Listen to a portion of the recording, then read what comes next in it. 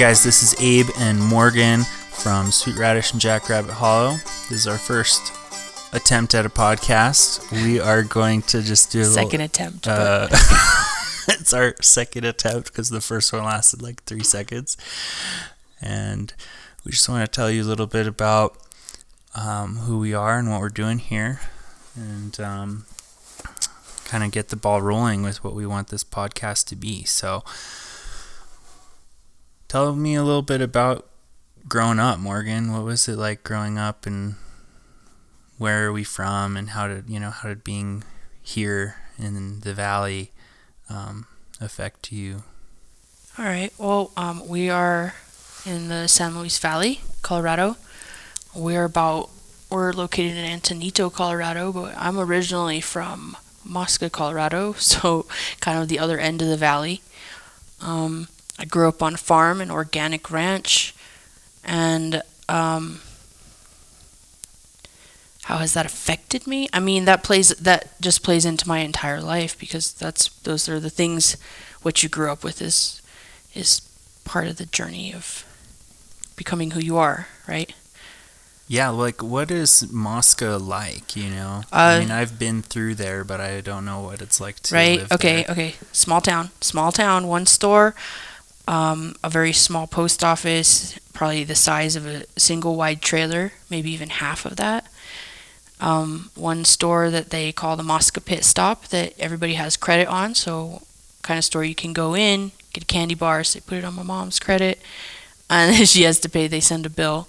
So really old-timey. I guess the town itself is probably only about 4 or 5 blocks by 4 or 5 blocks.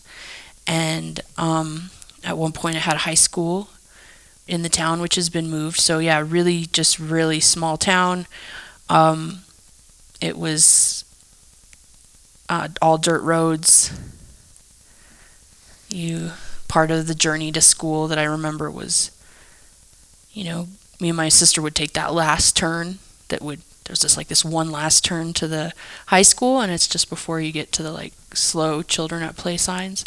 It's all dirt road. It's out in the middle of nowhere, and we'd just love to come cruising around that corner just as fast as we could push it and go for one last hurrah before we'd go to class and basically sell our souls for the rest of the day. So, listening to you made me think about the concept of industrial folk and how that's kind of where we see our music being categorized in. Do you think that that upbringing, like you were talking about at the pit stop and everything, and it just made me think of the song that one of the covers we do, 16 Tons, right, which is this old folk song. It says, yeah. I sold my soul to the company store. Yeah, and that's exactly, I mean, I don't know if it was that bad in Moscow, but it's definitely, my perspective is coming from that of the working class, and, the whole reason we sing that song, 16 Tons, I think the reason we like it is because I am the granddaughter of a coal miner, and my grandpa did have that experience of selling his soul to the company store, because back in that day you couldn't afford, the coal mines weren't paying enough money to feed a family of 5, and so but they would allow you to buy food at the company store on credit, and of course everything at the company store, all the prices have been jacked up, and so they'll let you charge on that company credit, because basically what that means is that you're now indebted, you're paying it off by working. And so you can never catch up, and you can never leave the coal mine. Now some people say a man's made out of mud, but a poor man's made out of muscle and blood. Muscle and blood, skin and bone. A mind that's weak and a back that's strong. You load 16 tons, what do you get? Another day older and deeper in debt. Said Peter, don't you call me, 'cause I can't go. I owe my soul to the company store.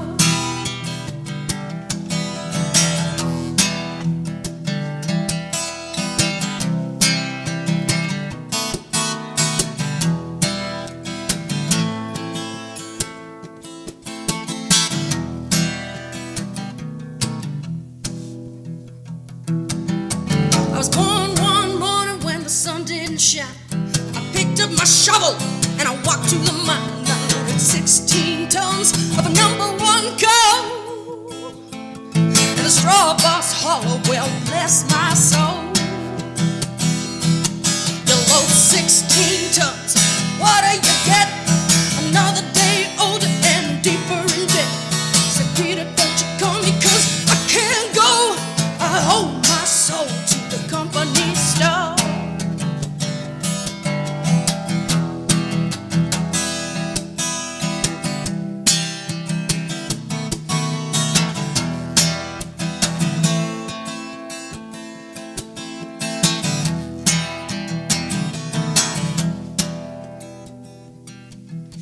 I was born one morning in the drizzling rain. Fighting in trouble is my middle name. I was raised in the bottom by a mama hound. I'm mean as a dog, but I'm gentle as a lamb. You load 16 tons, what do you get? Another day older and deeper in debt. Said, Peter, don't you call me, 'cause I can't go. That's the whole concept behind the song. So it's like kind of like one of the reasons that we are connected to this genre of music that almost is kind of extinct in some ways. You know, like it's not as popular as it was during like the Woody Guthrie days and things like that, when there was a lot of people who identified as a working class, right?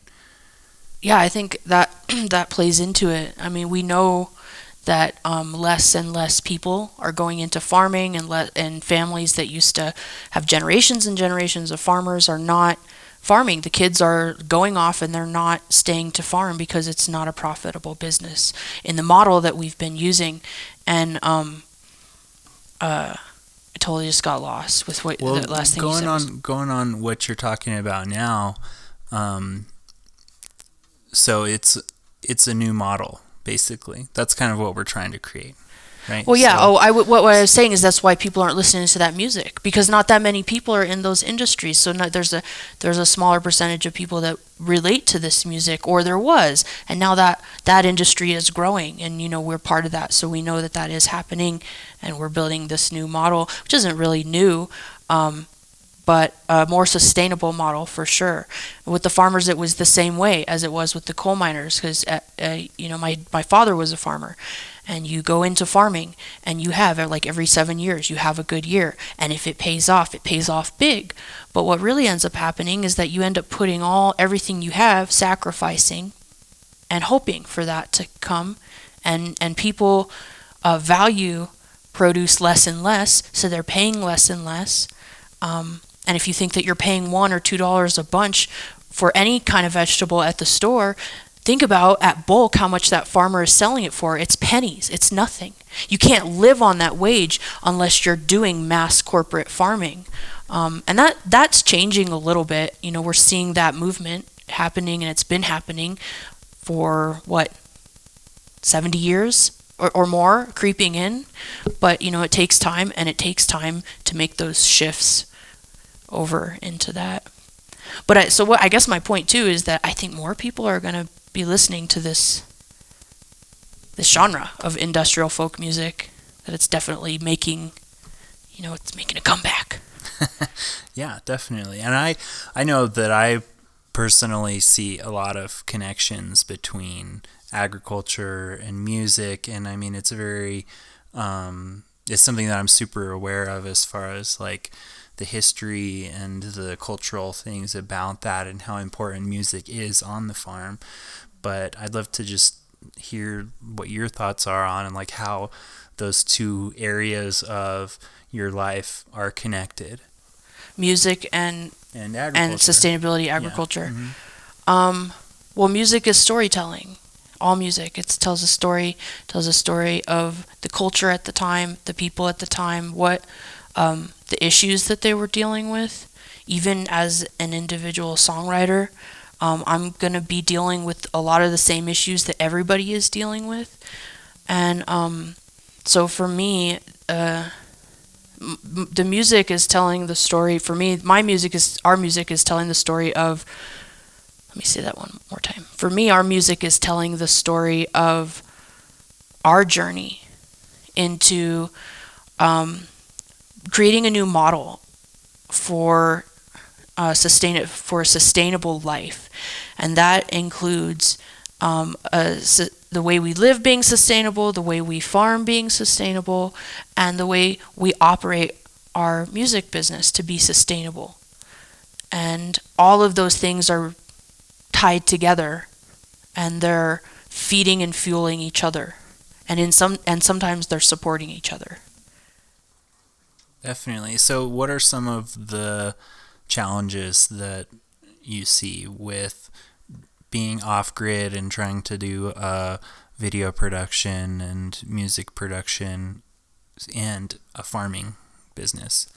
I mean, obviously time is always an issue, but I think the three work together really well, because you can't always farm, and you can't always there's different times when you can't record, or it's too windy outside, or the weather's too bad, so you can't farm. So that kind of works nicely together that way, because when you're not doing one, you can always be doing the other. Obviously, another big problem with that we're operating off grid is that, what happens if you don't have solar power?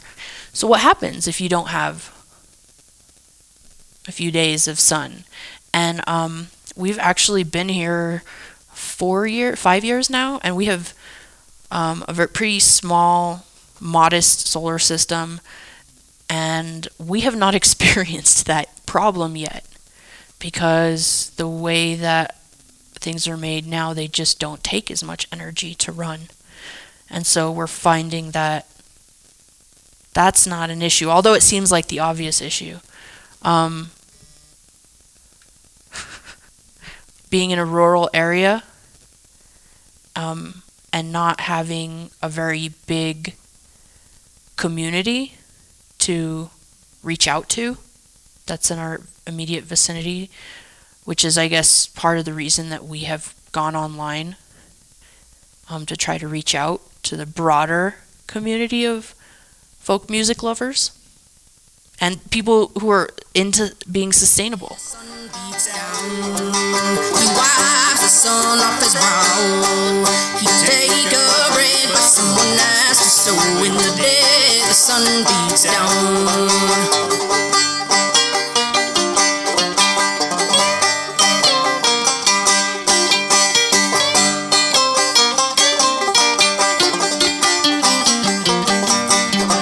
In the winter comes icy cold.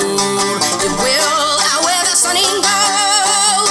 To life from bones and the little ones home. Yeah, that winter she is icy cold. So Morgan, tell me honestly what it's been like for you living off grid and making that transition from the modern day life to the life you live now. I would say it's been making the transition to going off grid has been about 90% positive, and then there's 10% thrown in there probably every day. It's pretty much good. All the things that people dream about, like no bills, being self-sufficient, being independent, which is the same as being self-sufficient.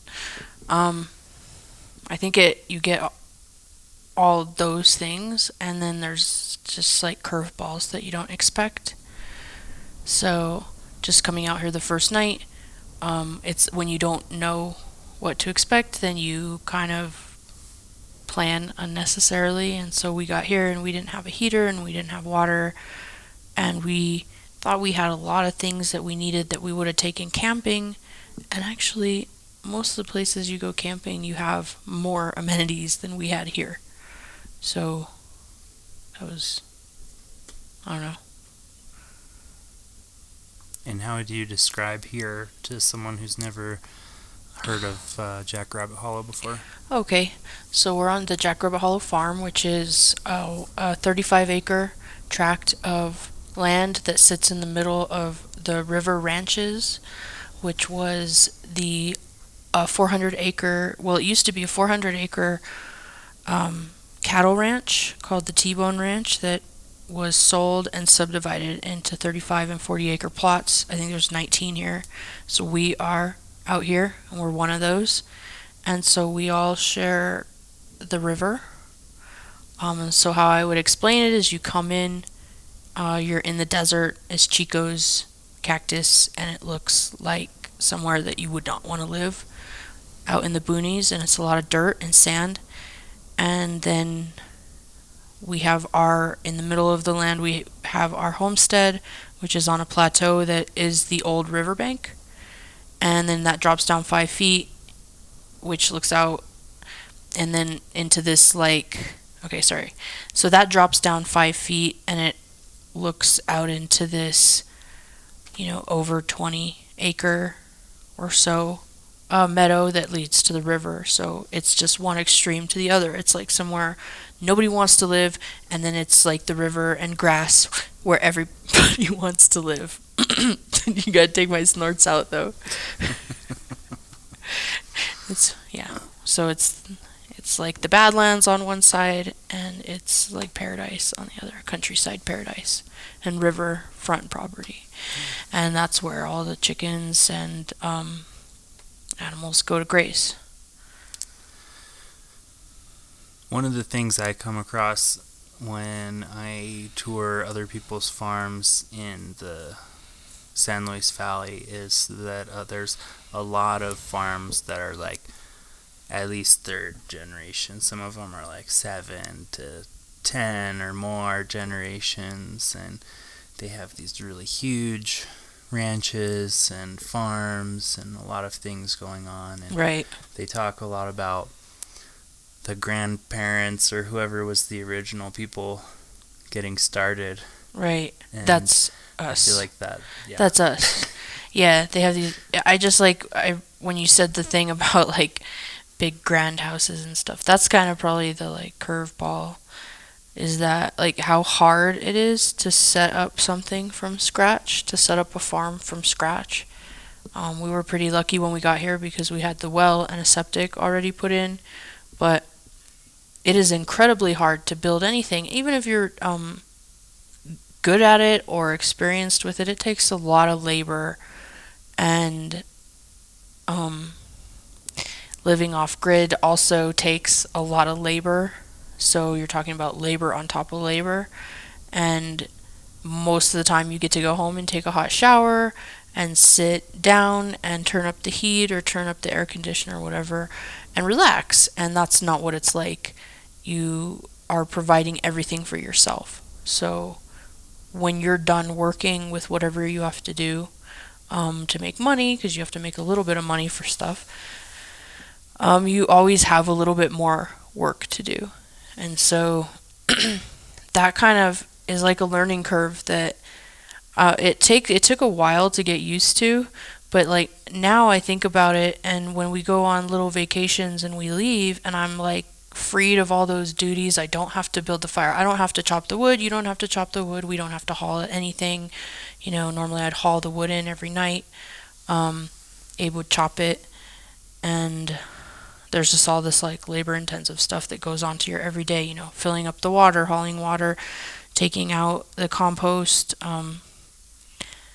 So we go on these vacations and we get little breaks, and like the first day is so glorious. I take all these showers. It's probably terrible for the environment, but first thing I do is take a shower.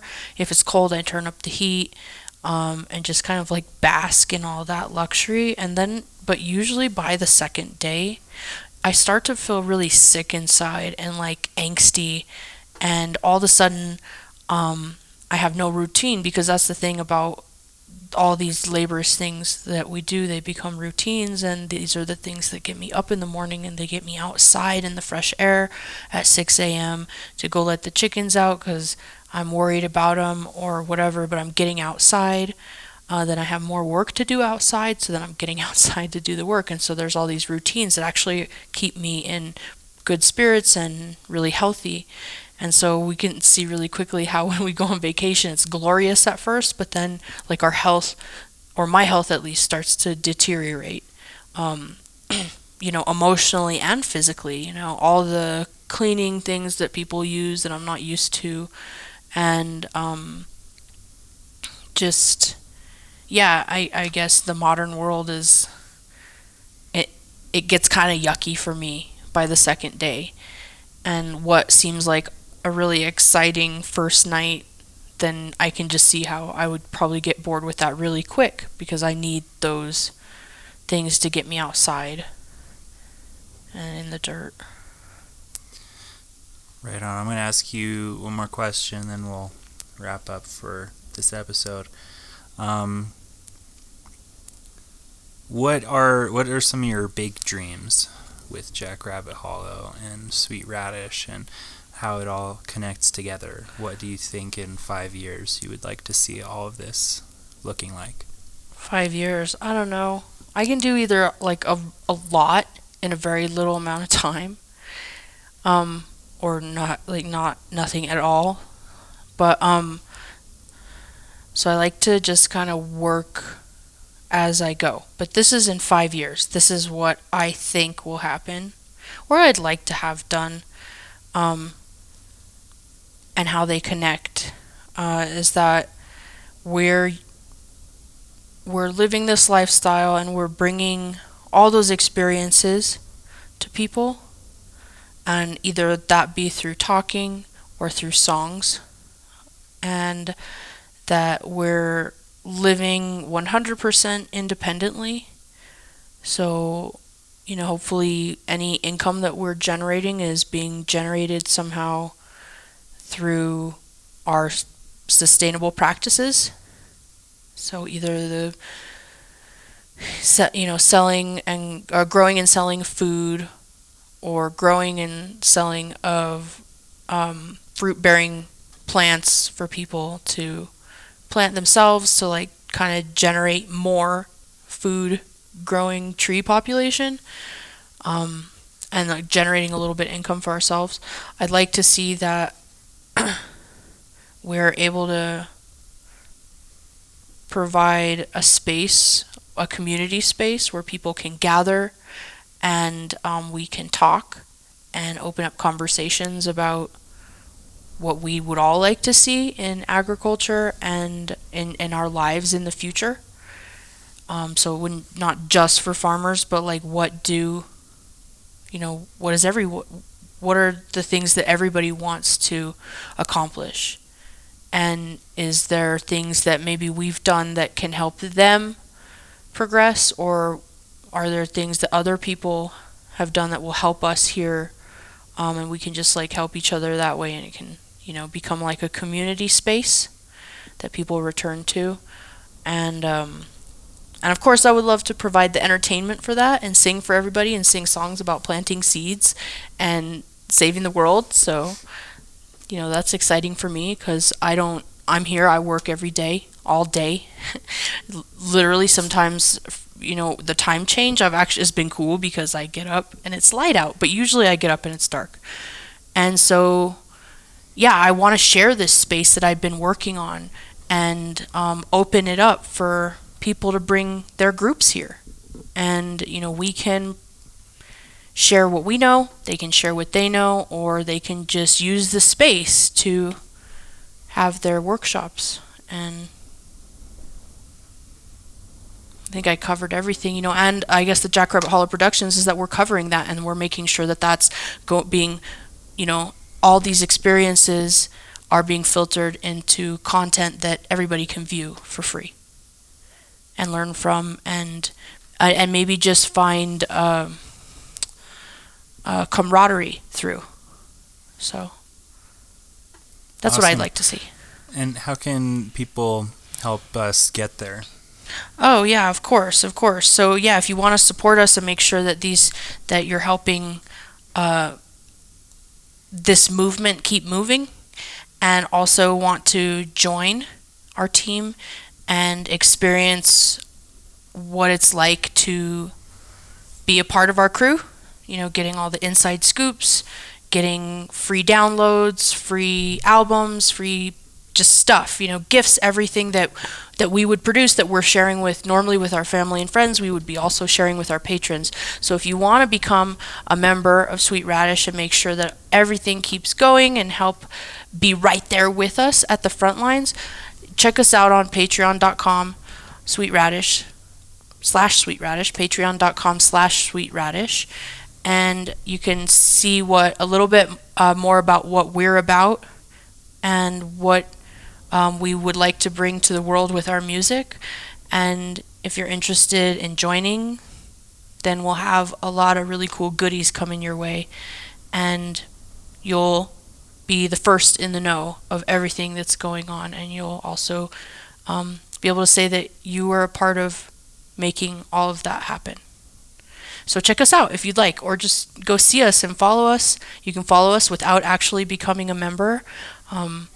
You can just sign up for Patreon. It's free like Facebook, and then you just follow us, and you're still going to get some free downloads. You're still going to be the first to know a whole bunch of stuff before anybody else gets to see it or hear about it. And just, you know, a place for us all to reach out and be a community. Where's the community?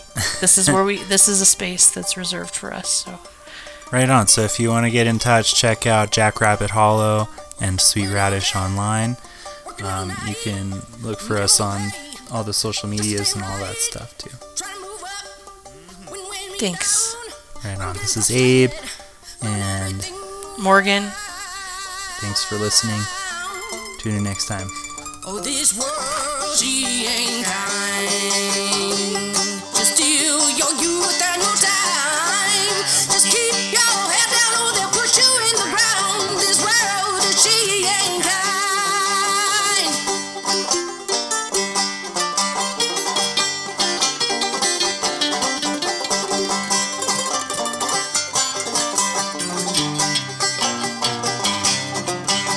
Oh, the dust blows hard, and oh, she never gives in.